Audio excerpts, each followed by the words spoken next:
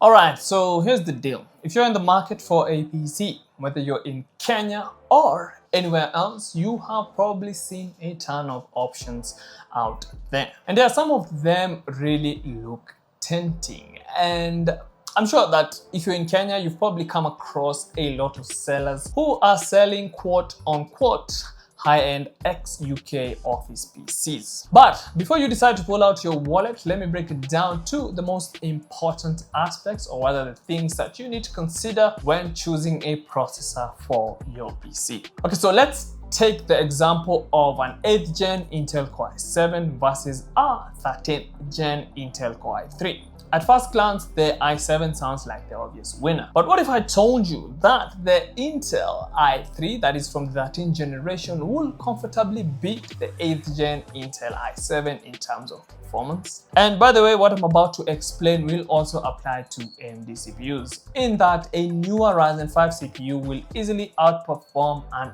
older Ryzen 7 CPU. Okay, so what you need to understand is that newer CPUs, whether they are from Intel or AMD, are built with a more efficient architecture, which means that they get to do more with less. An old Intel i7 or an old AMD Ryzen 7 might have more cores, but it doesn't change the fact that they are running on slightly older technology, which might be inefficient at this point in time. AMD and Intel newer chipsets are manufactured on a smaller nanometer node, which makes them more efficient and fast. And occasionally this efficiency will normally result in less power draw, less heat, and way more raw performance. Now, if you take a look at memory and storage, you will also notice that the newer CPUs give you access to DDR5 and PCIe Gen 5 support. This will usually translate to faster load times, faster multitasking and smoother multitasking in general, and also smoother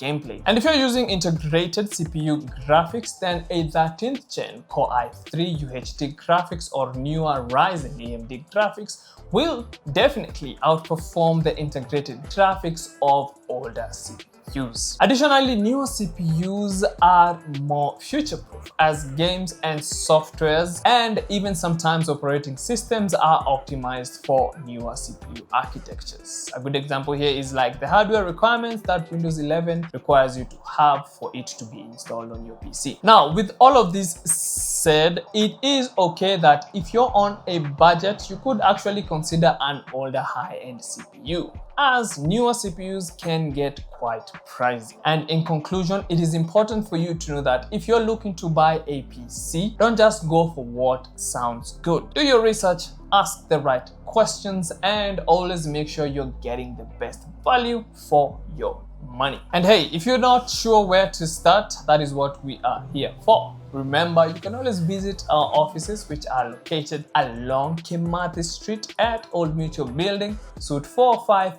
on the 4th floor. Additionally, you can have a chat with us and you can browse through our catalog over at esgaming.co.ke. Tell us what you think about this video, and I'll be sure to catch you in the next one.